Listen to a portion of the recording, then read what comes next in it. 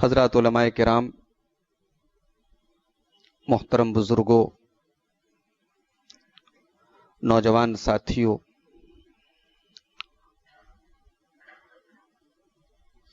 مسجد اہل حدیث باگڑ بلی کی تعمیر نو کے بعد غالباً اس گراؤنڈ فلور میں پہلی بار آج نماز ادا کی گئی، اور اس موقع سے آج کی یہ خوبصورت مجلس سجائی گئی۔ ہمارے معزز مہمان فضیلت الشیخ ڈاکٹر عبد الغنی القوفی حفظہ اللہ تزکیہ نفس کے حوالے سے بڑی پرمغز گفتگو فرما رہے تھے۔ اللہ تعالیٰ شیخ محترم کی باتوں پر ہم سب کو عمل کی توفیق عطا فرمائے۔ اس سے پہلے کہ میں اپنے اصل موضوع پر کچھ گفتگو کروں، سب سے پہلے میں اس مسجد کے ذمہ داران کو اور ان تمام اہل خیر کو جن کے تعاون سے مسجد کی تعمیر کا یہ کام انجام کو پہنچا ہے، میں ان سب کو مبارکباد دیتا ہوں اور اللہ سے دعا کرتا ہوں اللہ ان کی اس کوشش کو قبول فرمائے۔ مسجد کی تعمیر اس دنیا کے سب سے بہترین کاموں میں سے ایک کام ہے۔ یہ ایمان کی علامت ہے، یہ اللہ کے خوف کی علامت ہے۔ اللہ تعالیٰ نے سورہ توبہ کے اندر فرمایا، انما یعمر مساجد اللہ من آمن باللہ والیوم الآخر۔ اللہ کی مسجدوں کو وہی لوگ تعمیر کرتے ہیں جو اللہ پر ایمان رکھتے ہیں، جو قیامت کے دن پر ایمان رکھتے ہیں۔ وَأَقَامَ الصَّلَاةَ وَآتَى الزَّكَاةَ وَلَمْ يَخْشَ إِلَّا اللَّهَ، نماز قائم کرتے ہیں، زکوٰۃ ادا کرتے ہیں، صرف اللہ سے ڈرتے ہیں۔ یہ ان کی کوالٹی اللہ تعالیٰ بیان کر رہا ہے جو مسجدوں کو تعمیر کریں۔ یہاں ہمارے سامنے جو لوگ بیٹھے ہیں زیادہ تر تاجر پیشہ لوگ ہیں، تجارت سے جو لوگ وابستہ ہوتے ہیں۔ فیوچر پلاننگ، اچھا مستقبل بنانا، یہ سب کا ایک سپنا ہوتا ہے۔ مسجد کی تعمیر ہمارے آخرت کے فیوچر کو بہتر بناتی ہے۔ مرنے کے بعد بھی یہ مسجد ہمارے کام آئے گی۔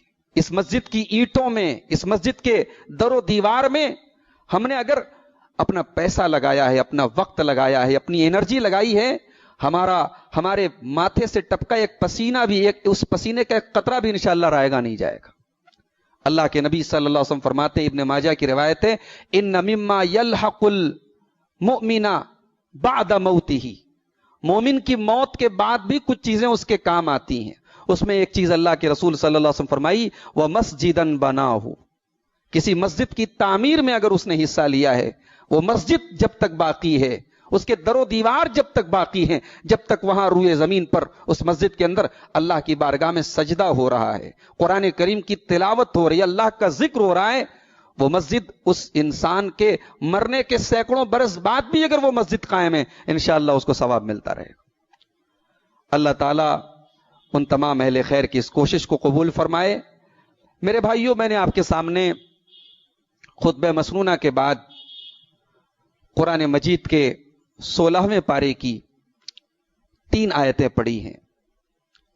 یہ 3 آیتیں سورۃ الکہف سے ہیں، جو ہم جمعہ کے دن پڑھتے ہیں، اور پڑھتے پڑھتے ہم میں سے بہت سارے لوگوں کو یہ سورۃ کریمہ یاد بھی ہے۔ اسی سورۃ کریمہ کی یہ 3 آیتیں ہیں۔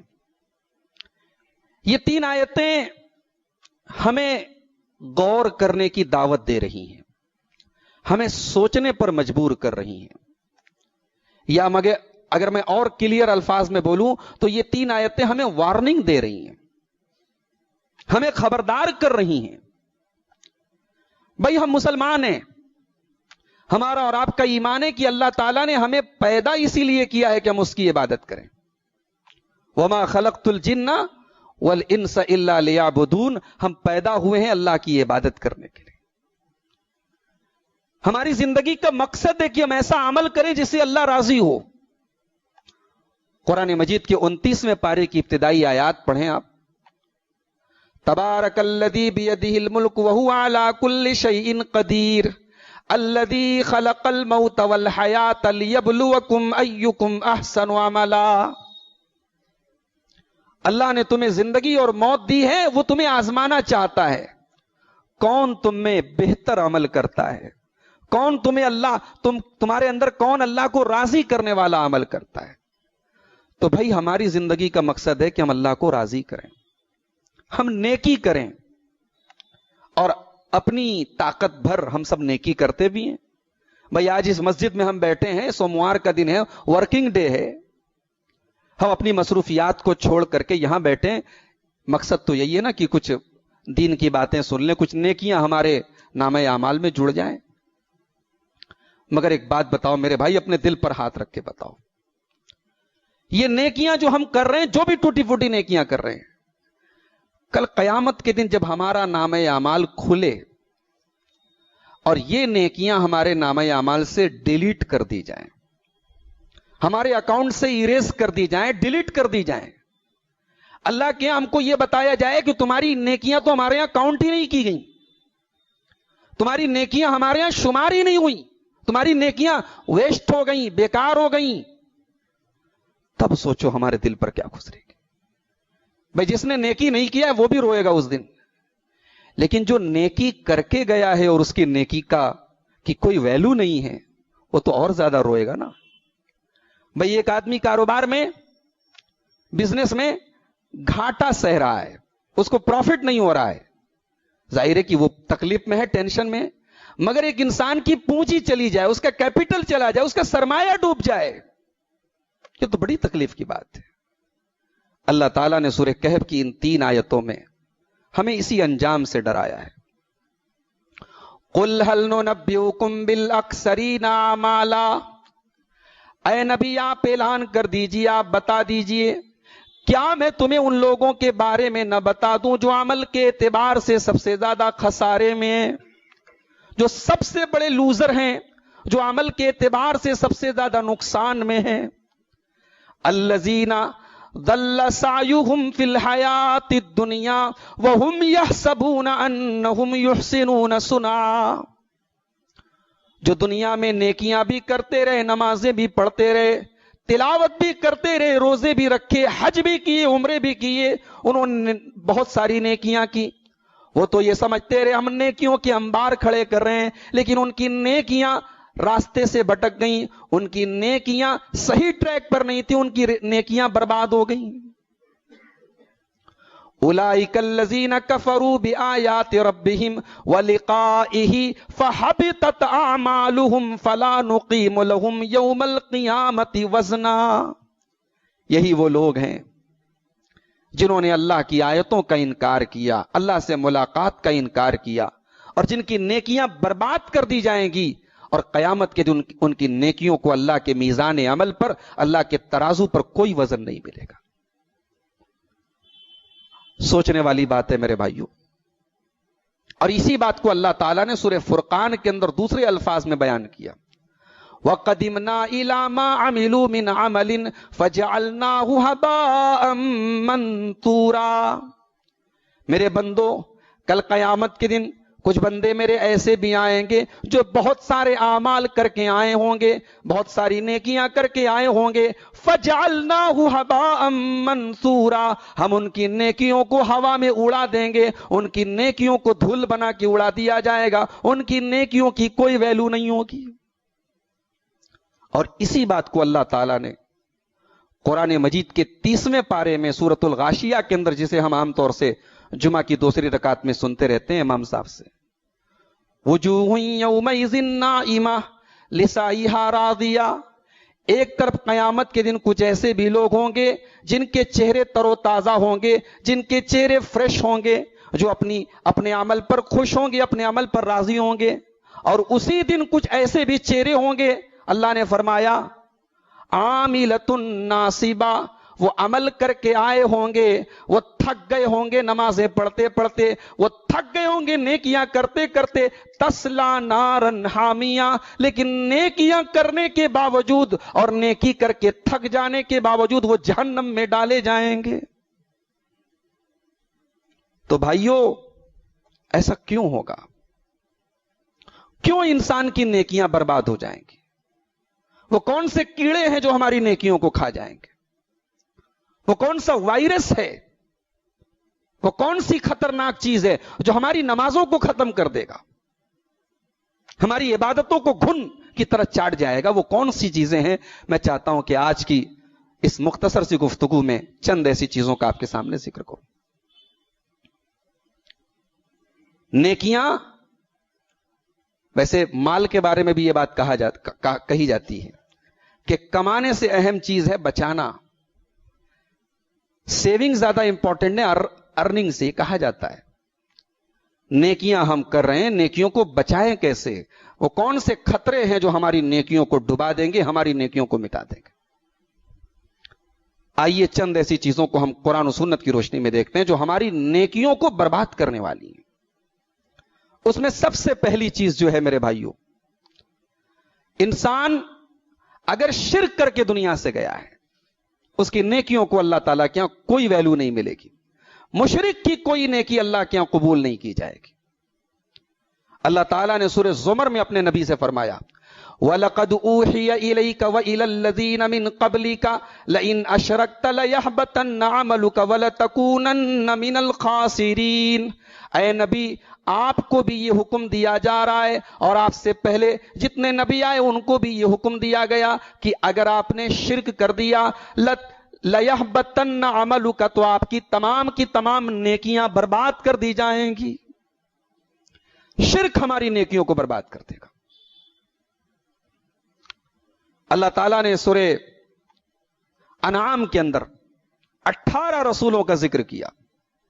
18 رسولوں کا ذکر کرنے کے بعد اللہ نے فرمایا، وَلَوْ أَشْرَكُوا لَحَبِطَ عَنْهُمْ مَا كَانُوا يَعْمَلُونَ۔ میرے یہ 18 پیغمبر، میرے یہ 18 رسول بھی اگر شرک کیے ہوتے تو ان کی نیکیاں برباد ہو جاتی۔ شرک سے نیکیاں برباد ہو جاتی۔ شرک اور کفر، جن چیزوں کو شریعت میں ماننا ضروری ہے، جن چیزوں پر ایمان لانا ضروری ہے، ان میں سے کسی ایک چیز کا بھی انکار کر دیں گے آپ، اسلام کے دائرے سے خارج ہو جائیں گے، ایمان کے دائرے سے خارج ہو جائیں گے اور کفر کے دائرے میں چلے جائیں گے، اور کافر کی کوئی نیکی اللہ کے یہاں قبول نہیں کی جائے گی۔ مکے میں ایک آدمی رہتا تھا، عبداللہ ابن جدعان، بہت بڑا سخی تھا۔ امام نووی نے نقل کیا ہے شرح مسلم کے اندر، اتنا بڑا سخی تھا کہ کھانے کی اتنی بڑی بڑی دیگیں بنتی تھی اس کے حکم سے کہ سیڑھی چڑھ کے لوگ دیگ سے کھانا نکالتے تھے۔ یہ قبیلے بنو تمیم کا تھا، حضرت ابوبکر کے قبیلے کا تھا، بہت نیک آدمی تھا اپنے دور کا، غریبوں کی مدد کرتا تھا، مہمانوں کو کھانا کھلاتا تھا، رشتہ داروں کو بڑا نوازتا تھا۔ اما عائشہ نے پوچھا کہ یا رسول اللہ، ابن جدعان فی الجاہلیتی کانا یصل الرحم ویطعم المسکین۔ اے اللہ کے رسول، یہ عبداللہ ابن جدعان جو تھا، یہ دور جاہلیت میں بہت غریبوں کی مدد کرتا تھا، مسکینوں کو کھانا کھلاتا تھا، رشتہ داروں کے ساتھ بھلائی کرتا تھا۔ فہل ذاک نافعہ، اے اللہ کے نبی، کیا ابن جدعان کی نیکیاں اس کے کام آئیں گی؟ اللہ کے نبی صلی اللہ علیہ وسلم نے اف بٹ کوئی گنجائش باقی نہیں رکھی۔ اللہ کے نبی نے فرمایا لا ينفعہ، اس کی کوئی نیکی اس کے کام نہیں آئے گی۔ کیوں؟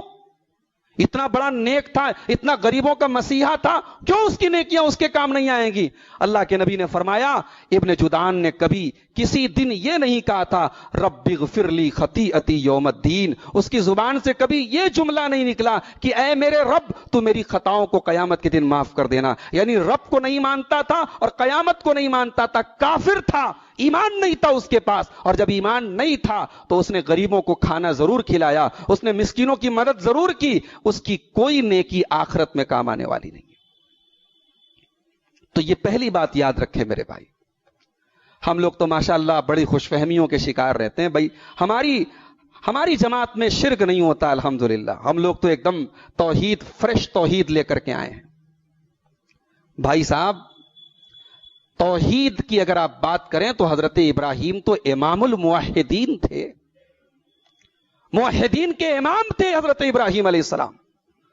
حضرت ابراہیم علیہ السلام اللہ کی بارگاہ میں دعا کرتے ہیں، وَجُنُبْنِي وَبَنِيَّ أَن نَّعْبُدَ الْأَصْنَامَ، اے اللہ تو مجھے اور میری اولاد کو بت پرستی سے بچانا، میری اولاد کے اندر اور میرے اندر شرک نہ ہونے پائے، بت پرستی نہ آنے پائے۔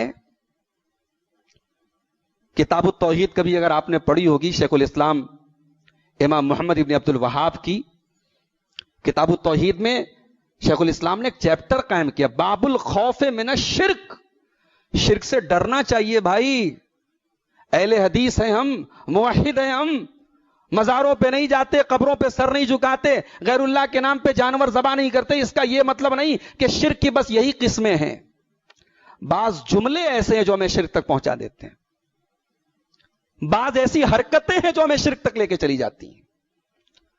تو شرک اور کفر یہ دو چیزیں ہیں جو ہماری نیکیوں کے لیے بہت بڑا رسک ہیں، اور شرک اور کفر کا اگر ارتکاب ہوا اور ہم نے توبہ نہیں کی تو ہماری کوئی نیکی اللہ کے ہاں قبول نہیں کی جائے گی۔ اللہ تعالیٰ نے قرآن مجید کی 3 پاری کی آخری آیت میں اس بات کا اعلان کر دیا کہ قیامت کے دن کافر اگر سونے کا پہاڑ بھی لے کے آ جائے جہنم کی عذاب سے نہیں بچ سکتا۔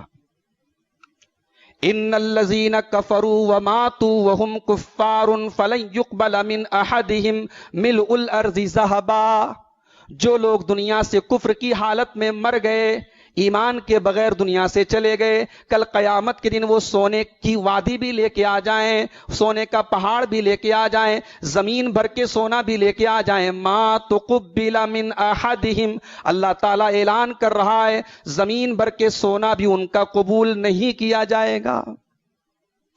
تو کفر اور شرک سے اللہ ہم سب کی حفاظت فرمائے۔ یہ وہ دو چیزیں ہیں جو ہمیں اور آپ، ہماری اور آپ کی نیکیوں کو برباد کر دیتی۔ دوسری چیز جو ہماری نیکیوں کو گھن کی طرح کھاتی ہے، اور وہ ہے ریاکاری، دکھاوا، اخلاص کا نہ ہونا، عمل کے پیچھے اللہ کو راضی کرنے کے بجائے کچھ اور مقصد کا ہونا۔ ایک حدیث آپ کو سناؤں، اس حدیث کو سلف جب پڑھتے تھے، بعض سلف کے بارے میں آتا ہے کہ اس حدیث کو پڑھنے کے بعد گھٹنے کے بل گر جاتے تو رونے لگتے تھے۔ صحیح مسلم کی روایت ہے، اللہ کے پیارے نبی صلی اللہ علیہ وآلہ وسلم فرماتے ہیں ان اول الناس یقضى یوم القیامہ، قیامت کے دن سب سے پہلے فیصلہ کیا جائے گا 3 لوگوں کے بارے میں۔ پہلا آدمی جو اللہ کی راہ میں شہید ہوا تھا، اللہ کی راہ میں جہاد کرتے ہوئے، قتال کرتے ہوئے، لڑتے ہوئے، دشمنوں سے جنگ کرتے ہوئے شہید ہوا تھا، سب سے پہلے اللہ کی بارگاہ میں اس کو لایا جائے گا۔ اللہ تعالیٰ اس سے پوچھے گا میرے بندے، میں نے تجھے بہادر بنایا، طاقتور بنایا، جری بنایا، تو نے اس نعمت کا کیا کیا؟ یہاں پر ایک نقطہ قابل غور ہے بھائی، اللہ نے اگر ہمیں دولت دی اور ہم دولت کا صحیح جگہ استعمال کر رہے ہیں، اس میں بھی ہماری خوبی نہیں، اللہ کی نعمت ہے۔ اللہ نے ہمیں جسم دیا، اپنے جسم اور اپنی انرجی، اپنے ٹائم کے ذریعے ہم قوم کو فائدہ پہنچا رہے ہیں، یہ ہمارا کمال نہیں، یہ اللہ کی توفیق ہے، اللہ ہم سے کام لے رہا ہے۔ جس دن یہ آپ کے ذہن میں آیا کہ بھائی یہ میرا کمال ہے، میں نے مسجد بنوا دی، یہ میرا کمال ہے، میں ہاسپٹل چلا رہا ہوں، یہ میری خوبی ہے، میں لوگوں کی رہنمائی کر رہا ہوں، جس دن یہ آیا تو آپ قارون اور فرعون کی کیٹیگری میں آ جائیں گے۔ وہ آدمی جو اللہ کی راہ میں شہید ہوا تھا، اللہ پوچھے گا میرے بندے میں نے تجھ کو نعمت دی، تو نے کیا کیا؟ بندہ کہے گا قاتلت فیکا، اے اللہ میں تیری راہ میں لڑتا رہا، حتی استشہدت، تو یہاں تک کہ شہید کر دیا گیا۔ اللہ فرمائے گا کذبت، تو جھوٹ بول رہا ہے، تو لڑتا ضرور تھا، تو نے میدان جنگ میں دشمنوں کو مارا ضرور تھا، لیکن تیرا مقصد یہ نہیں تھا کہ اللہ راضی ہو جائے۔ قاتلتا، تو اس لیے لڑتا رہا تاکہ دنیا کی نظر میں تجھے جری کہا جائے، تجھے بہادر کہا جائے، تجھے میڈل مل جائے، تجھے تمغے مل جائیں، تجھے دنیا کی نظر میں بہادری کے میڈل مل جائیں۔ میرے بندے تجھے جو چاہیے تھا وہ تو مل گیا، اب ہماری بارگاہ میں تجھے کچھ نہیں ملنے والا۔ اور حدیث کے الفاظ ہیں اللہ کی راہ میں شہید ہونے والے اس انسان کو فَطُرِحَ بِهِ فَصُحِبَ عَلَى وَجْهِهِ فِي النَّارِ، اس کو چہرے کے بل گھسیٹ کر کے جہنم میں پھینک دیا جائے گا۔ پھر دوسرا آدمی آئے گا، یہ عالم تھا, قرآن کا قاری تھا, قرآن کا معلم تھا, قرآن کا ٹیچر تھا, قرآن پڑھتا تھا, پڑھاتا تھا. اسلامی سوسائٹی میں اس سے بہتر کوئی نہیں جو قرآن کو پڑھے اور پڑھائے. خیرکم من تعلم القرآن وعلمہ, یہ اس کیٹیگری سے تعلق رکھتا تھا. اللہ تعالیٰ پوچھے گا میرے بندے, تجھے میں نے قرآن کا عالم بنایا, قرآن کا ٹیچر بنایا, قرآن کا حافظ بنایا, اتنی بڑی نعمت تجھے دی, تو نے کیا کیا اس نعمت کا؟ بندہ کہے گا اے اللہ میں دن رات قرآن پڑھتا تھا. اے اللہ قرأت کتاب اللہ, میں نے اللہ کی کتاب کو دن رات پڑھا, اس لیے پڑھا کہ اے اللہ تو راضی ہو جائے, تیری رضا کے لیے, تجھے خوش کرنے کے لیے پڑھا. اللہ فرمائے گا کذبت, تو جھوٹ بول رہا ہے, تو نے قرآن کا علم حاصل کیا, تو نے قرآن کو پڑھا, اس لیے پڑھا تاکہ تیرے نام کے ساتھ علامہ لگایا جائے, تیری تفسیر قرآن کی تعریفیں کی جائیں, تیری تعلیم قرآن کے چرچے کیے جائیں, تیری قرأت کی تعریف کی جائے. تو نے تعریفیں بٹورنے کے لیے کام کیا, تو تعریف تو تجھے مل گئی, ہماری بارگاہ میں تجھے کوئی ثواب نہیں ملے گا, اور اسے بھی گھسیٹ کر کے جہنم میں لے کے جایا جائے. اللہ اکبر, بڑی خطرناک بات ہے میرے بھائی. اور آج کے دور میں جب ہر چیز آن لائن ہو رہی ہے, ہر چیز کی پبلسٹی ہو رہی ہے, بھئی ٹھیک ہے یہ ویڈیو بن رہے ہیں, یہ یوٹیوب پر تقریریں آ رہی ہیں, فیس بک پر تقریریں آ رہی ہیں, ہم یہ کہہ سکتے ہیں بھئی اس کا مقصد ہمارا خیر کا مقصد ہے, لوگوں تک بات پہنچ جائے, فائدہ عام ہو جائے, یہ ساری چیزیں ہیں. لیکن بھئی انسان کی جو نیت ہوتی ہے نا, وہ نیت کب بدل جائے, کب میرے دل میں یہ خیال آ جائے بھئی مجھے زیادہ لائک مل جائیں, زیادہ ویو مل جائیں, زیادہ لوگ میری تعریف کریں, جہاں یہ نیت آئی تو معاملہ تو گڑبڑ ہو گیا نا. نیت تو بدلتی رہتی ہے. امام سفیان ثوری کہتے ہیں ما عالجت شیئا اشد علی من نیتی, میں نے نیت سے خطرناک کوئی چیز نہیں دیکھی جس کا مقابلہ کرنا پڑے. کہا کہ میں نے اپنی نیت سے زیادہ سخت کوئی چیز نہیں دیکھی ہے جس سے مجھے مقابلہ کرنا پڑے. لأنہا تتقلب علی, نیت تو بدلتی رہتی ہے, پل پل میں نیت بدلتی ہے, اور جہاں نیت بدلتی ہے وہیں ثواب بدل جاتا ہے, وہیں اس کی حیثیت بدل جاتی ہے. آج غریبوں کی مدد ہو رہی ہے, ہم کہہ سکتے ہیں بھئی ہماری مجبوری ہے, میڈیا کا دور ہے, ہم کیمرے سے فوٹو نہیں کھینچیں گے, اخبار پہ رپورٹ کیسے آئے گی, ہم کیسے ظاہر کریں گے کہ بھئی ہم نے غریبوں کو کمبل بانٹا. ہمارا مقصد خیر ہے, ہمارا مقصد اچھا ہے, مگر وہ مقصد کب اس میں بدل جائے کہ بھئی ہم یہ کام اللہ کے لیے نہیں کر رہے ہیں, ہماری پبلسٹی ہو جائے, 2-4 اخباروں میں ہماری NGO کا نام بھی آ جائے, ہمارے ہاسپٹل کا نام بھی آ جائے, جہاں یہ مقصد آ گیا میرے بھائی, وہ عمل, وہ نیکی اللہ کے ہاں بیکار ہو جائے گی. ریاکاری, اللہ کے نبی صلی اللہ علیہ وسلم اپنے صحابہ سے کہتے ہیں ان اخوف ما اخاف علیکم الشرک الاصغر, اے میرے صحابہ مجھے سب سے زیادہ اگر کسی چیز کا ڈر ہے تو شرک اصغر کا ڈر ہے. صحابہ نے کہا اللہ کے رسول یہ شرک اصغر کیا ہے؟ نبی اکرم نے فرمایا ریاکاری ہے, ریاکاری ہے, دکھاوا ہے, اور دکھاوا کے لیے جو نیک عمل کرتے ہیں کل قیامت کے دن اللہ تعالیٰ ان سے کہے گا جاؤ تم نے جس کے لیے یہ نیکی کی ہے اس کے پاس جا کر کے اس سے ثواب لے لو, ہمارے لیے تم نے نیکی نہیں کہ ہم تم کو اس کا ثواب عطا فرمائیں. آج اخلاص نہیں ہے میرے بھائی, آج ہمارے دلوں کو ٹٹول کے ہم دیکھیں, اپنی نیتوں کو ٹٹول کے دیکھیں, اندر ہمارے نفس کے اندر ہزاروں شرارتیں اور ہزاروں خباثتیں بھری پڑی. مدینہ کے اندر کچھ غریب تھے, ان غریبوں کے گھر میں ہر مہینے ایک تاریخ پر مہینے بھر کا راشن کوئی اللہ کا بندہ جاتا تھا اور رات میں ان کے گھروں میں پہنچا دیتا تھا.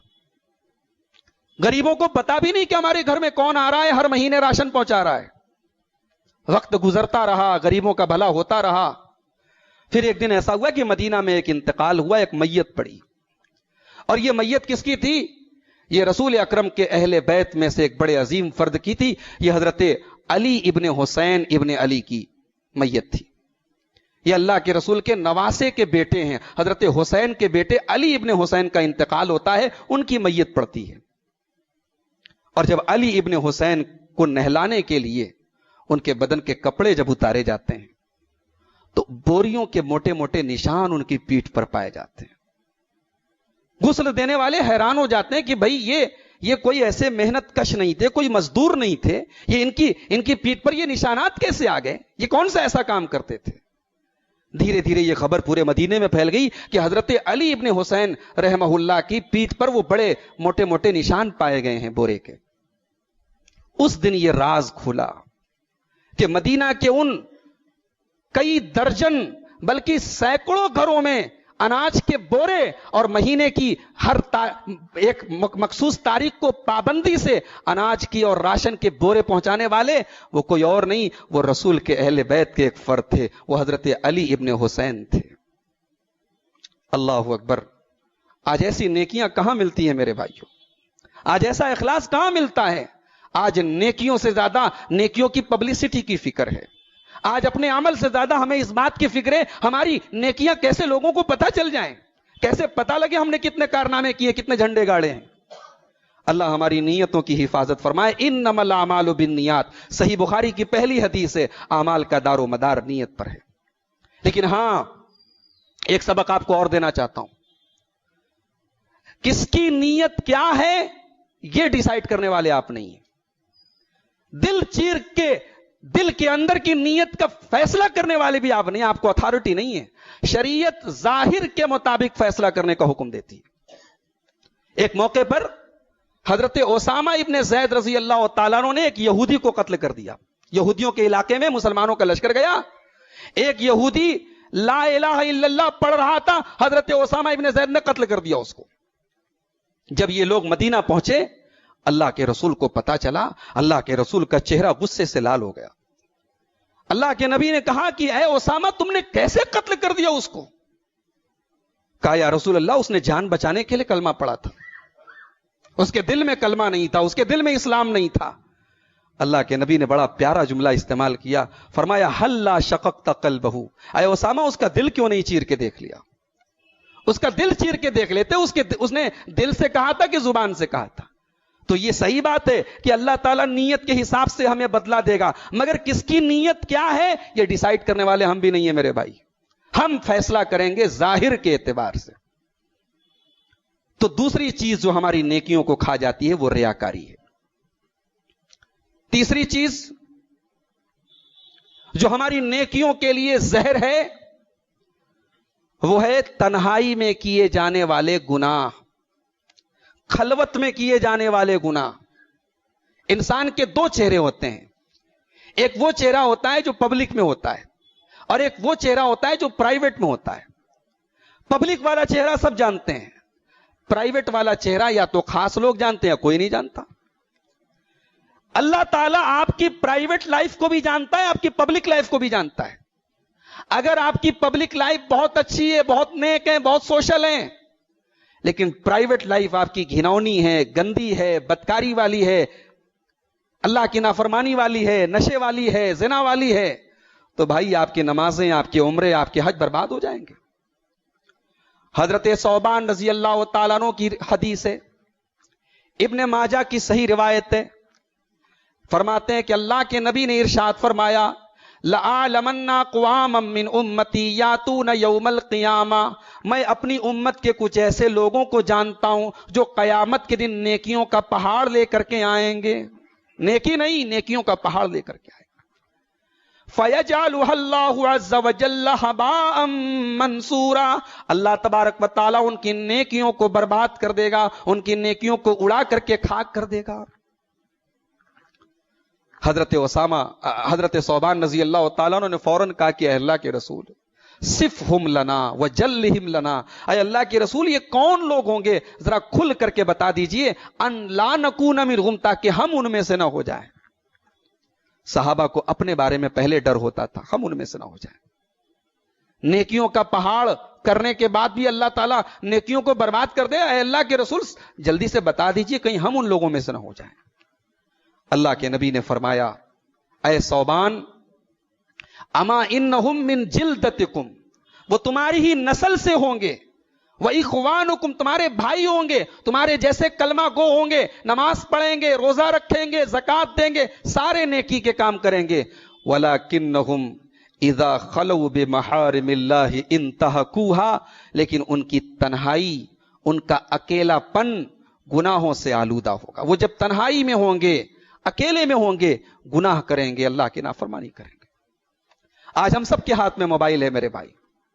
اس موبائل نے خلوت کے گناہوں کو بہت آسان کر دیا ہے. تنہائی میں ہے، موبائل پر آپ کیا دیکھ رہے ہیں، کس سے باتیں کر رہے ہیں، کس سے چیٹنگ کر رہے ہیں، کون جانتا ہے؟ آپ جانتے ہیں، آپ کا رب جانتا ہے. اس موبائل نے آج ہم کو لا کر کے اس امتحان پہ کھڑا کر دیا ہے کہ اب گناہ کے بیچ میں اور آپ کے بیچ میں صرف ایک چیز رکاوٹ ہے، اللہ کا ڈر ہے. آپ اللہ سے کتنا ڈرتے ہیں یہ ڈیسائیڈ کرے گا آپ کا موبائل. کورونا کے اس دور میں مدرسوں میں، اسکولوں میں آن لائن پڑھائی ہو رہی ہے. پہلے پیرنٹس بچوں کو موبائل دیتے نہیں تھے، اب دینا مجبوری ہے. ایک مدرسے کا واقعہ آپ کو بتاؤں. کلاس کا گروپ بنا ہے، چھوٹے بچوں کا گروپ بنا ہے. گروپ میں ایک گندی تصویر آ گئی، ایک فحش فوٹو آ گیا. ایک بچے کے نمبر سے فحش فوٹو آ گیا، گندا فوٹو آ گیا. فوراً نمبر پہ کال کیا گیا، اسکول کی طرف سے، مدرسے کی طرف سے. پیرنٹ کو بلایا گیا، والد کو بلایا گیا. رات کو 2 بجے وہ فوٹو گروپ میں آیا تھا. پوچھا گیا جناب یہ آپ کے موبائل سے یہ فوٹو آیا ہے؟ اب حضرت کہہ رہے ہیں کہ میرا موبائل اور لوگوں کے ہاتھ میں بھی رہتا ہے، محلے کے بھی کچھ لوگ لے لیتے ہیں، ہو سکتا ہے کسی نے یہ حرکت کی ہو. بھائی 2 بجے رات میں محلے کے لوگ آپ کا موبائل لے کے کیا کریں گے؟ چھوٹا بچہ جو اسکول میں، مدرسے میں پڑھ رہا ہے، واٹس ایپ پر اس کے مدرسے اور اسکول نے گروپ بنایا ہے، اس گروپ میں غلطی سے شاید حضرت کہیں اور فوٹو بھیج رہے تھے، وہ گروپ میں آ گیا. بھائی یہ موبائل ہمارے اللہ کے خوف کا امتحان لے رہا ہے. اور اس سے بڑا امتحان دیا تھا صحابہ نے. صحابہ کو حکم دیا گیا احرام باندھ کر کے، احرام کی نیت سے، حج کی نیت سے گھر سے نکلے ہو، راستے میں ہرن ملے گا، راستے میں نیل گائے ملے گی، راستے میں اونٹ ملے گا، راستے میں شکار کرنے کے بہت سارے جانور ملیں گے، تمہیں شکار نہیں کرنا ہے. اس زمانے کا جو حج ہوتا تھا، عمرہ ہوتا تھا، لوگ مہینہ بھر پہلے سے گھر سے احرام باندھ کر کے نکلتے تھے. اب مہینے بھر کا سفر ہے، صحراؤں کا سفر ہے، راستے میں جگہ جگہ شکار کے جانور مل رہے ہیں. اب کتنا بڑا امتحان ہے. بھئی ہاتھ نہیں لگا سکتے، شکار کا جانور نظر آ رہا ہے، ہم احرام کی حالت میں ہم ٹچ نہیں کر سکتے. حالانکہ شکار ان کی ضرورت تھی، شکار ان کی غذا تھی، شکار ان کی روزی روٹی تھی. اللہ تعالیٰ نے سورہ مائدہ کے اندر اس آزمائش کو ذکر کرتے ہوئے فرمایا یا ایھا الذین آمنوا لیبلونکم اللہ بشیء من الصید تنالہ ایدیکم ورماحکم. اے ایمان والو، اللہ تعالیٰ تمہارا امتحان لے گا ایسے شکار کے ذریعے جس کو تمہارا ہاتھ بھی ٹچ کر سکتا ہے، تمہارے نیزے بھی ٹچ کر سکتے ہیں. ہاتھ بھی پہنچ رہا ہے، نیزہ بھی پہنچ رہا ہے، مگر تم شکار نہیں کر سکتے. کیوں؟ لیعلم اللہ من یخافہ بالغیب. اللہ تعالیٰ یہ دیکھنا چاہتا ہے کہ بغیر دیکھے اللہ سے کون ڈرتا ہے. کیمرہ لگا ہے تو ہر آدمی بچتا ہے، بھائی کیمرہ لگا ہے، ریکارڈنگ ہو رہی ہے. اللہ کا کیمرہ تو نظر نہیں آ رہا ہے، اللہ کو کوئی دیکھ نہیں رہا ہے، مگر یہ ڈر کب پیدا ہوگا کہ اللہ دیکھ رہا ہے. آج آدمی دوسروں سے ڈرتا ہے، انسانوں سے ڈرتا ہے، اللہ سے نہیں ڈرتا ہے. یہ منافق کی علامت ہے کہ لوگوں سے ڈرا جائے، اللہ سے نہ ڈرا جائے. یستخفون من الناس ولا یستخفون من اللہ. یہ منافق لوگ ہوتے ہیں جو لوگوں سے ڈرتے ہیں، اللہ سے نہیں ڈرتے. تو خلوت کے گناہوں سے میرے بھائیوں، تنہائی کے گناہوں سے اپنے آپ کو بچاؤ. یہ ہماری نیکیوں کو ڈسٹرائے کر دینے والی چیزیں. ہم نے رات کی تاریکیوں میں اور اکیلے میں اور خلوت میں جو گناہ کیے ہوں گے وہ ہماری نیکیوں کو برباد کر دیں گے. 3 چیزیں ہو گئی. نمبر 4، نیکیوں کو ڈسٹرائے اور برباد کرنے والی چوتھی چیز، چھوٹی سی زبان ہے ہمارے منہ کے اندر. اس زبان کی بدولت بھی ہمارے روزے برباد ہو سکتے ہیں، اس زبان کی بدولت ہمارے حج برباد ہو سکتے ہیں، اس زبان کی بدولت ہماری نیکیاں برباد ہو سکتی ہیں. ترمذی کتاب الایمان کی وہ حدیث یاد کیجئے. اللہ کے نبی صلی اللہ علیہ وسلم کے ساتھ حضرت معاذ ابن جبل جا رہے ہیں. اللہ کے نبی اونٹ کے اوپر سوار ہیں، حضرت معاذ ابن جبل بھی اپنے اونٹ کے اوپر سوار ہیں. حضرت معاذ ابن جبل پوچھتے ہیں اے اللہ کے نبی، مجھے کوئی ایسا عمل بتا دیجئے جو مجھے جنت میں ڈال دے، جہنم سے دور کر دے. لمبی حدیث ہے. اللہ کے نبی نے بہت ساری چیزوں کے بارے میں حضرت معاذ ابن جبل کو بتایا. نماز کے بارے میں بتایا، روزے کے بارے میں بتایا، صدقہ خیرات کے بارے میں بتایا، جہاد کے بارے میں بتایا. جب تمام چیزیں اللہ کے نبی بتا چکے تو اللہ کے رسول نے فرمایا کہ اے معاذ، الا اخبرک بملاک ذالک کلہ، جتنی چیزیں میں نے تم کو بتائی ہے کیا سب کا ایسنس تمہیں بتا دوں, سب کا خلاصہ تمہیں بتا دوں, سب کی سمری تمہیں بتا دوں؟ کہاں ہے اللہ کے رسول, ضرور بتا دیں, اس پوری گفتگو کو خلاصہ بتا دیں. اللہ کے نبی نے اپنی زبان کو پکڑ کے فرمایا کف علیک ھذا, اے معاذ اس کو کنٹرول میں رکھو, اس کو کنٹرول میں رکھو. حضرت معاذ ابن جبل نے بڑی حیرت سے پوچھا یا رسول اللہ وَهَلْ يُؤَاخَذُ النَّاسُ بِأَلْسِنَتِهِمْ, کیا لوگوں کی زبان پر بھی پکڑ ہوگی؟ کیا زبان سے جو بولتے ہیں جو کہتے ہیں اس پر بھی اللہ تعالیٰ کیا پکڑ ہوگی؟ اللہ کے نبی نے فرمایا ثقلت کا امک یا معاذ, اے معاذ تیری ماں تجھے گم کر دے, میں تو تجھے بہت ہوشیار آدمی سمجھتا تھا, کیا تو یہ بات نہیں سمجھ پایا؟ وَهَلْ يُكَبُّ النَّاسُ عَلَى وُجُوهِهِمْ أَوْ عَلَى مَنَاخِرِهِمْ إِلَّا حَصَائِدَ أَلْسِنَتِهِمْ, اے معاذ قیامت کے دن لوگ اپنے چہرے اور ناک کے بل گھسیٹ کے جہنم میں اسی زبان کی وجہ سے جائیں گے. زبان سے غالب کی جاتی ہے, زبان سے غیبت کی جاتی ہے, زبان سے چغلی کی جاتی ہے, زبان سے عزتیں اتاری جاتی ہیں, زبان سے لوگوں کو حقیر سمجھا جاتا ہے, زبان سے لوگوں کی آبروئیں نیلام کی جاتی ہیں. میرے بھائیوں اس زبان کو کنٹرول میں رکھو, یہ زبان کہیں ہماری نیکیوں کو ختم نہ کر دے, یہ زبان کہیں ہماری نیکیوں کو برباد نہ کر دے. اور آگے بڑھیے, اس زبان کو ہلکے میں نہ لیجئے گا. حضرت عمر فاروق رضی اللہ تعالیٰ عنہ کبھی کبھی اپنی زبان کو پکڑتے تھے اور کہتے تھے ان ھذا لأوردنی الموارد, اے اللہ میں اس زبان کا کیا کروں, اس زبان نے مجھے بڑی ہلاکت کی جگہوں پہ ڈال دیا. بھائی عمر فاروق جیسا آدمی اپنی زبان کی خطاؤں اور اپنی زبان کی غلطیوں پر کو سوچ کر کے اگر تڑپ رہا ہے اور رو رہا ہے تو ہماری اور آپ کی کیا اوقات ہے؟ میرے بھائیوں اپنی زبان کو ہم کنٹرول کریں اور زبان سے کیے جانے والے گناہوں کو کنٹرول کرنے کی کوشش کریں. زبان سے کی جانے والی لغزشیں ہماری نیکیوں کو برباد کر دیں گے. اور آگے بڑھیے, پانچویں چیز, شیخ محترم کی تقریر ابھی آپ نے سنی, تزکیہ نفس, نفس کو پاک کرنا ہے. بھائی نفس کا کیا مطلب ہے؟ نفس کی حقیقت یہ ہے کہ اپنے دل کو پاک کیا جائے.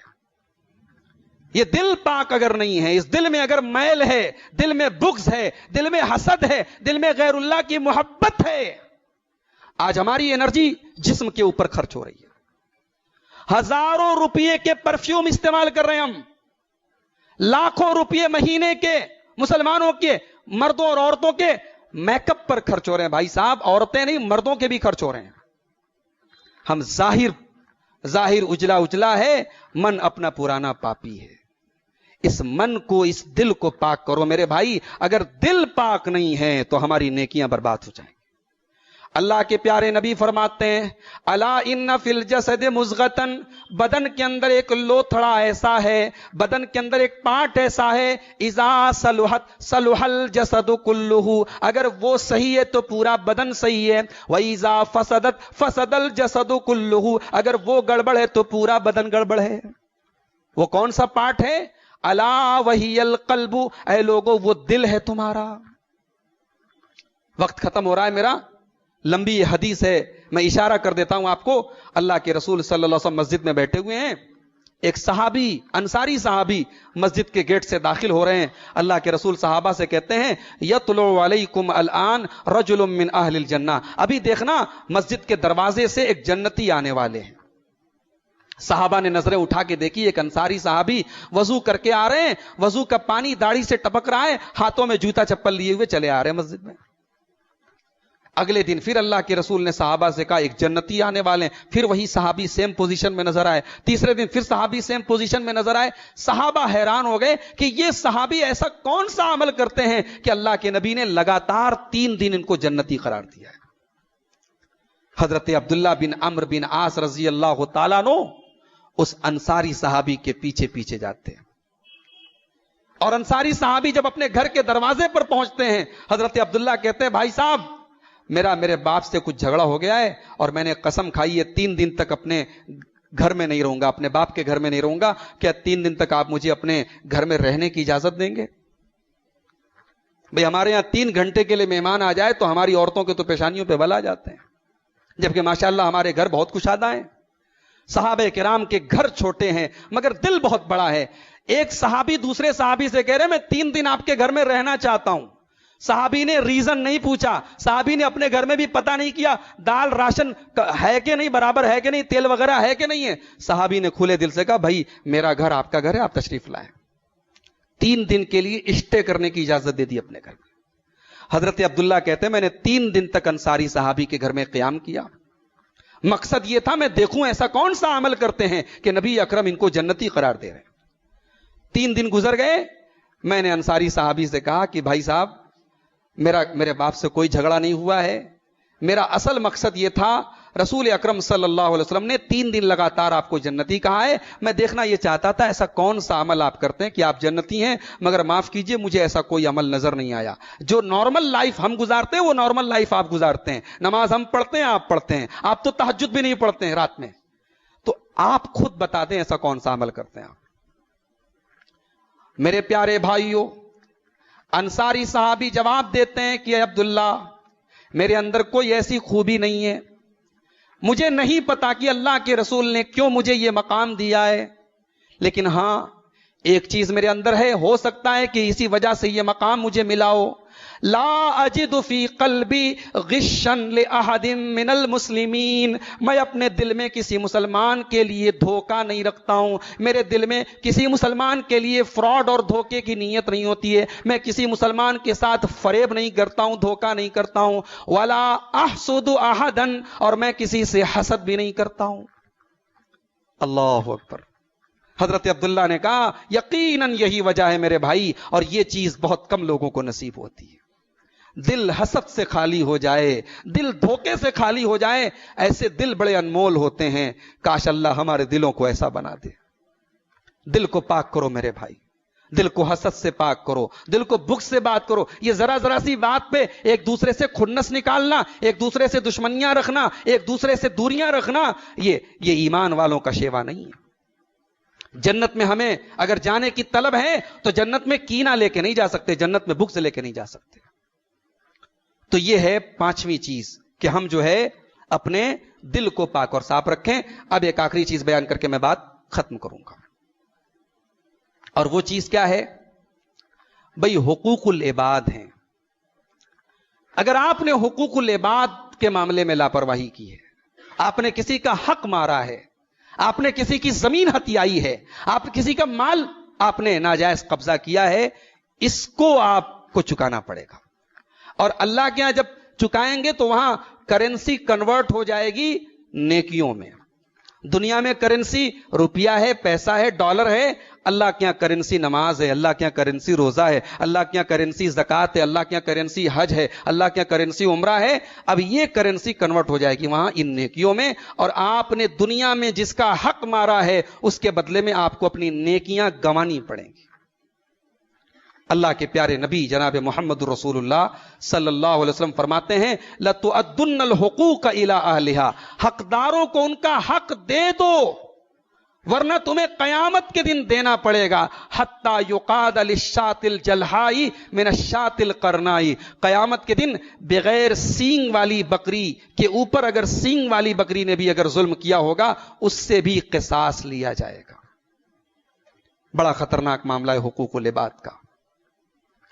آج کچہری چلے جاؤ, عدالت میں چلے جاؤ, بڑے افسوس کی بات ہے میرے بھائیوں, زمین جائیداد کے کیس مسلمانوں کے آپ کو غیر مسلموں سے زیادہ ملیں گے. کوئی گھر ایسا نہیں, کوئی خاندان ایسا نہیں جہاں یہ گڑبڑی نہ ہو. بھئی ہم کسی کی زمین, کسی کا مال, کسی کا حق اگر مار بھی لیں گے تو اس کا انجام کیا ہوگا یہ ہم نے سوچا ہے. اللہ کے پیارے نبی فرماتے ہیں من اخذ شبرا من الارض, جس نے کسی کی ایک بالشت زمین ناجائز ہتھیا لی. ایک بالشت سمجھتے ہیں جس کو ہمارے یہاں بنارس کی زبان میں کہتے ہیں بتا. ایک بتا اگر کسی کی زمین آپ نے ناجائز قبضہ کر لی تُوِّقَهُ مِن سَبْعِ أَرْضِينَ يَوْمَ الْقِيَامَةِ, قیامت کے دن 7 زمینوں کا طوق بنا کر کے آپ کی گردن میں ڈالا جائے گا.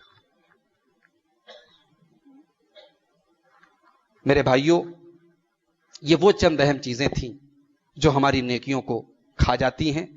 آخر میں یہی عرض کروں گا, اللہ تعالیٰ نے قرآن میں کہا انما یتقبل اللہ من المتقین, اللہ متقیوں کی عبادت قبول کرتا ہے.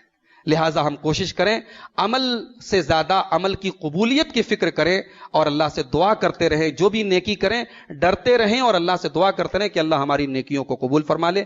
رب العالمین سے دعا ہے الہ العالمین ہم سے جو بھی ٹوٹی پھوٹی نیکیاں ہو رہی ہیں پروردگار ان کو شرف قبولیت بخشے، اور جو اعمال بیان کیے گئے نیکیوں کو برباد کرنے والے، نیکیوں کو ضائع کرنے والے، اللہ ان تمام چیزوں سے ہم سب کی حفاظت فرمائے۔ رب العالمین آج کی اس مجلس کا انعقاد کرنے والے اور اس میں حصہ لینے والے تمام بھائیوں کے مال میں اور ان کے اہل و عیال میں برکت عطا فرمائے، ان کی اس کوشش کو قبول فرمائے اور اس مسجد کو نمازیوں سے اللہ رب العالمین آباد کرے۔